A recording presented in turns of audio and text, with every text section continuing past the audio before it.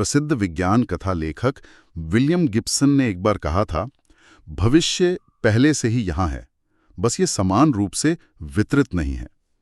आज की हमारी चर्चा इसी भविष्य के वितरण पर है, लेकिन ये जमीन या तेल के कुओं का नहीं, बल्कि डिजिटल दुनिया के भविष्य का वितरण है। नमस्ते और स्वागत है। आज हम एक ऐसे विषय की गहराई में उतर रहे हैं जो भारत के आने वाले दशकों की दिशा तय कर सकता है, डिजिटल संप्रभुत्व। हम ये समझने की कोशिश करेंगे कि डेटा के इस नई दुनिया में जहां अमेरिकी और चीनी टेक कंपनियां बादशाह बनी हुई हैं, क्या भारत जैसा देश सच में अपना रास्ता बना सकता है या ये सिर्फ एक सपना है?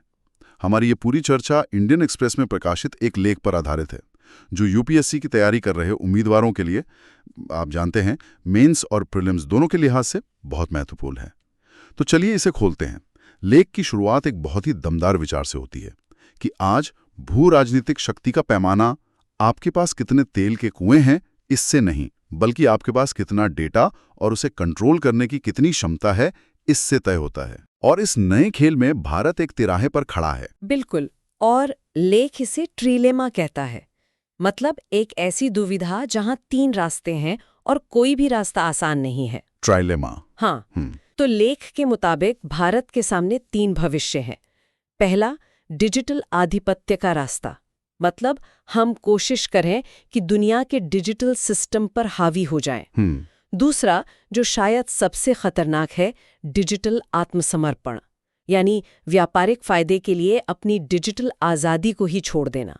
और तीसरा, जिस पर लेखक सबसे ज्यादा जोर देते हैं, वो है वास्तविक डिजिटल संप्रभुता का रास्ता, मतलब अपनी शर्तों पर अपना डिजिटल भविष्य बनाना। ठीक है, तो पहले रास्ते से शुरू करते हैं। डिजिटल आधिपत्य, ये सुनने में तो बहुत शक्तिशाली लगता है। लेख के अनुसार ये मॉडल असल में कौन और कैसे इस्तेमाल कर रहा है? इसका सबसे बड़ा और स्पष्ट उदाहरण तो संयुक्त राज्य अमेरिका है। ये मॉडल सिर्फ कुछ बड़ी कंपनियां बनाने के बारे में नहीं है, ये दुनिया की सूचना, डेटा और सबसे जरूरी वित्तीय लेन देन के हाईवे पर लगभग पूरा नियंत्रण रखने के बारे में है। एक तरह से एक अदृश्य साम्राज्य। अदृश्य साम्राज्य। हाँ, और लेख में इस तकनीकी आधिपत्य को एक हथियार के तौर पर इस्तेमाल करने का भी जिक्र है। हथियार, ये थोड़ा समझाइए। मतलब ये सिर्फ आर्थिक दबदबे की बात नहीं है? नहीं, ये उससे कहीं ज्यादा है। SWIFT सिस्टम को ही ले लीजिए, society for world wide interbank financial telecommunication. Iran और हाल ही में रूस को वैश्विक वित्तीय प्रणाली से काटने के लिए इसी सिस्टम का इस्तेमाल किया गया। तो स्विफ्ट को ऐसे समझ सकते हैं कि ये दुनिया के सारे पैसों के लेन देन के लिए ग्लोबल हाईवे है? हाँ, बिल्कुल। और अमेरिका के पास इस हाईवे के सारे टोल बूथ और एंट्री एग्जिट रैंप का कंट्रोल है। वो जब चाहे किसी भी देश की गाड़ी को इस हाईवे से उतार सकता है। आपने बिल्कुल सही समझा। ये पश्चिमी प्रभाव क्षेत्र से बाहर के देशों के लिए डेमोक्रेट्स की तलवार की तरह है, जो हर वक्त उनके सिर पर लटकी रहती है और उन्हें कोई भी स्वतंत्र संप्रभु कार्यवाही करने से रोकती है। और ये सिर्फ सिद्धांत नहीं है, भारत ने इसे खुद महसूस किया है। अच्छा, तो ये सिर्फ किताबी बातें नहीं हैं, इसका भारत पर जमीनी स्तर पर क्या असर पड़ा? लेख में इसके कुछ ठोस उदाहरण दिए गए हैं। हाँ, और वो बहुत महत्वपूर्ण है। जैसे जब भारत ने रूस से सस्ता कच्चा तेल खरीदना चाहा, तो हमारी क्षमता सीमित हो गई। क्यों? क्योंकि शिपिंग, बीमा और फाइनेंसिंग से जुड़ी कोई भी अंतर्राष्ट्रीय कंपनी डॉलर आधारित वित्तीय सिस्टम से बाहर होने का जोखिम नहीं उठाना चाहती थी। अच्छा। इसी तरह डिजिटल कराधान और डिजिटल व्यापार के मुद्दों पर भी भारत को पीछे हटना पड़ा। हमें बड़ी विदेशी टेक कंपनियों से राजस्व वसूलने के लिए बनाए गए कुछ प्रावधानों को पश्चिमी देशों के दबाव में वापस लेना पड़ा। समझ गया। तो डिजिटल आधिपत्य का रास्ता हमारे लिए शायद व्यवहारिक नहीं है, और हम ये भी देख चुके हैं कि सिस्टम के अधीन रहने के क्या खतरे हैं। तो चलिए दूसरे छोर पर चलते हैं, जिसे लेख डिजिटल आत्मसमर्पण कहता है। ये सुनने में ही खतरनाक लग रहा है।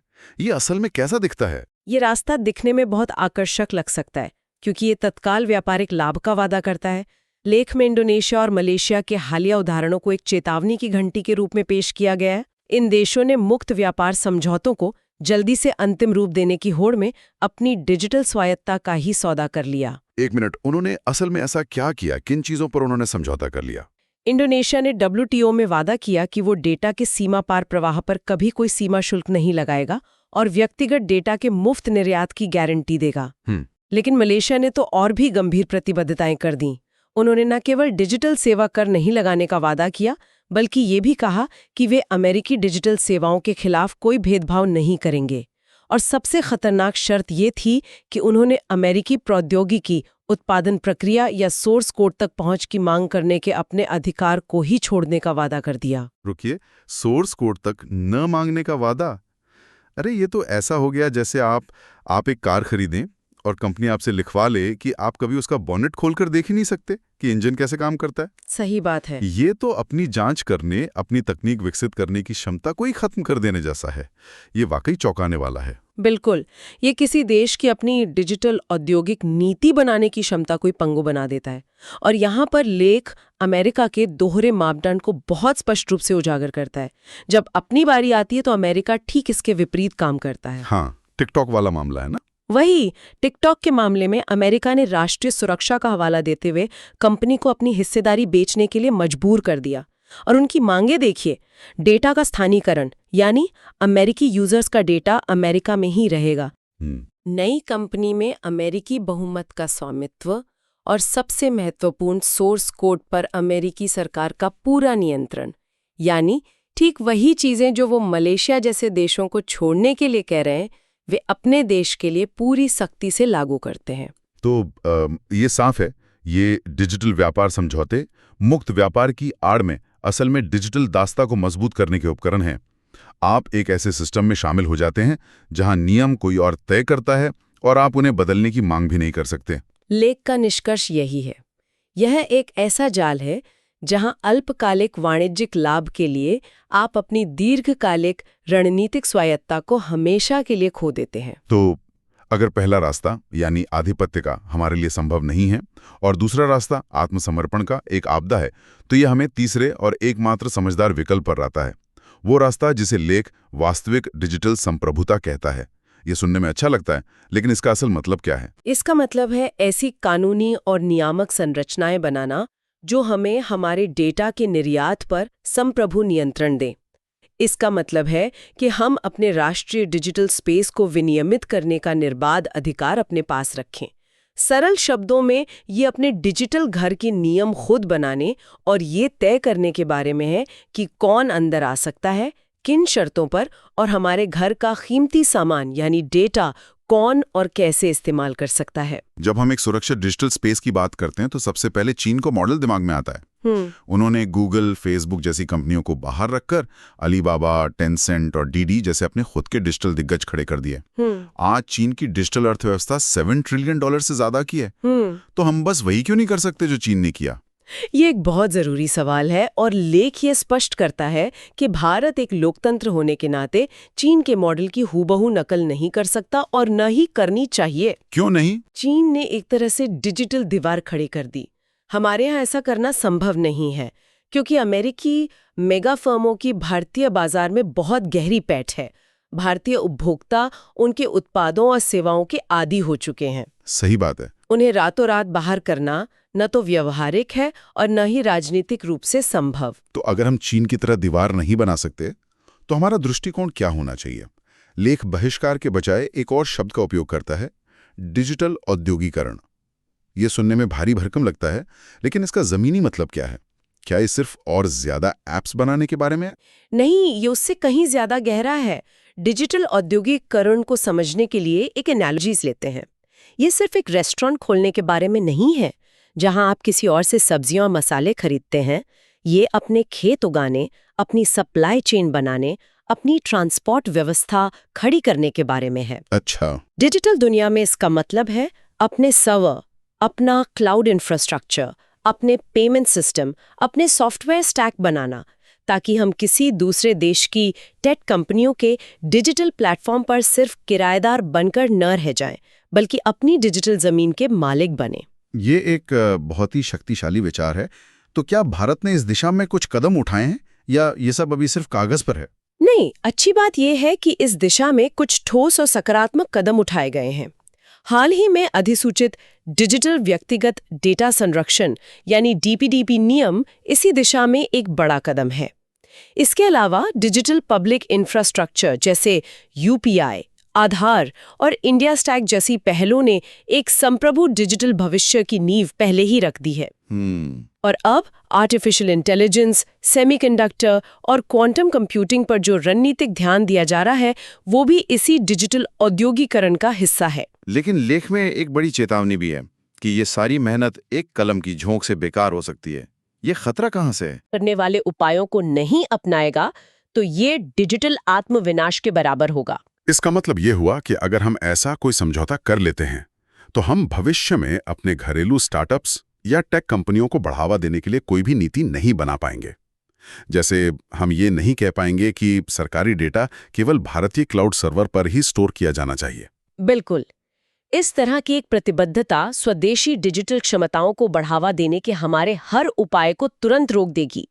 ये हमारे हाथ बांध देगी और हमें फिर से उसी निर्भरता के दलदल में धकेल देगी जिससे हम बाहर निकलने की कोशिश कर रहे हैं। लेख का तर्क है कि भारत को किसी भी एफटीए में ऐसे किसी भी प्रावधान पर हस्ताक्षर करने से साफ इनकार कर देना चाहिए। तो आज की चर्चा का सार ये है कि भारत एक बहुत ही महत्वपूर्ण मोड़ पर खड़ा है। चुनाव एक अधीनस्थ डिजिटल राज्य बनने या एक वास्तव में संप्रभु डिजिटल शक्ति बनने के बीच है।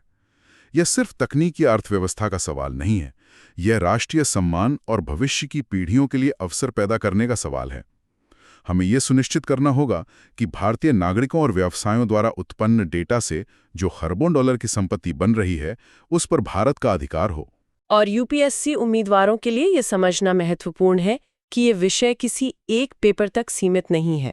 ये अर्थव्यवस्था, अंतर्राष्ट्रीय संबंध, विज्ञान और प्रौद्योगिकी और यहाँ तक कि राष्ट्रीय सुरक्षा जैसे कई विषयों को एक साथ जोड़ता है। इससे एक बहुत ही महत्वपूर्ण प्रश्न उठता है जिस पर नीति निर्माताओं और उम्मीदवारों दोनों को गहराई से विचार करना चाहिए। एक राष्ट्र वैश्विक अर्थव्यवस्था के साथ एकीकरण की आवश्यकता और डिजिटल संप्रभुता की रणनीतिक अनिवार्यता के बीच संतुलन कैसे बना सकता है? ये 21वीं सदी की कूटनीति का सबसे बड़ा सवाल है। और हम अपनी इस चर्चा को श्रोताओं के लिए एक अंतिम विचार के साथ समाप्त करते हैं।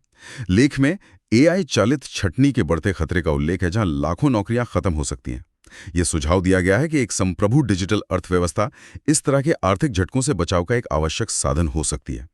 तो विचार करने योग्य प्रश्न केवल ये नहीं है कि क्या भारत इस संप्रभु डिजिटल स्पेस का निर्माण कर सकता है, बल्कि यह है कि भारत यह कैसे सुनिश्चित करेगा कि इससे उत्पन्न होने वाला खरबों डॉलर का नया धन और लाखों रोजगार के अवसर कुछ ही हाथों में केंद्रित होने के बजाय अपने सभी नागरिकों के बीच समान रूप से वितरित हों। यह सिर्फ एक तकनीकी चुनौती नहीं, बल्कि एक सामाजिक और राजनीतिक चुनौती भी है। इस गहन विषय पर आपके क्या विचार हैं, हमें जरूर बताइए। अगर इस तरह की विश्लेषणात्मक चर्चाएं आपको जानकारीपूर्ण लगती हैं तो हमारे साथ जुड़े रहें। अगली बार तक सोचते रहिए।